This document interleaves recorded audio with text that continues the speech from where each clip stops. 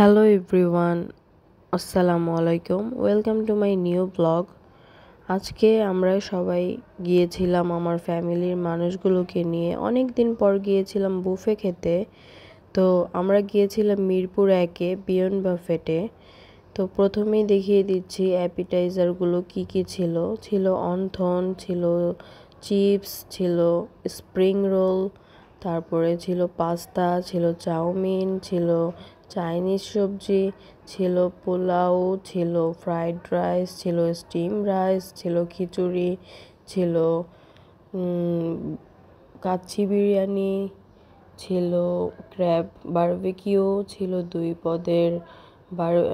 পদের কাবাব ছিল, যেমন হারিয়ালি কাবাব অ্যান্ড তান্দুরি কাবাব চিকেনের। তারপরে ছিল গরুর রেজালা। তারপরে ফিশ ফ্রাই করে দিয়েছিল তারা রূপচাঁদা, ওটাও খুবই মজা ছিল। তারপর ছিল অনেক পদের স্যালাড, আপনারা দেখতেই পাচ্ছেন। ছিল ফুচকাটা আপনারা চাইলে বানিয়ে খেতে পারবেন, খুবই মজা লেগেছিল ফুচকাটা।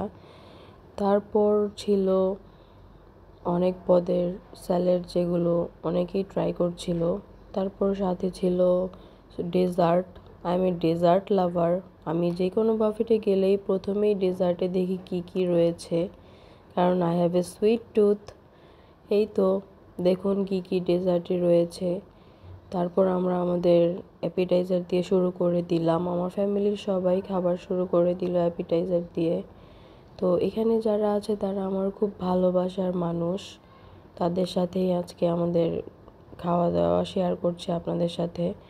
তো তারপর মোমো ছিল ওখানে, তারা মোমো সার্ভ করছিল অ্যান্ড 3 রকমের স্যুপ ছিল, যে থাই স্যুপ, কর্ন স্যুপ আর মাশরুম স্যুপ।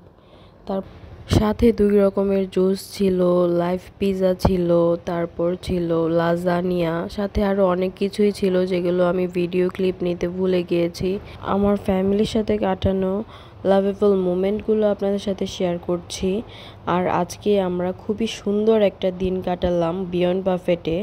আপনাদের ব্লগটি ভালো লেগে থাকলে আপনারা লাইক অ্যান্ড ফলো দিয়ে পাশে থাকবেন এবং আমাদের জন্য অনেক অনেক দোয়া করবেন। আল্লাহ হাফেজ।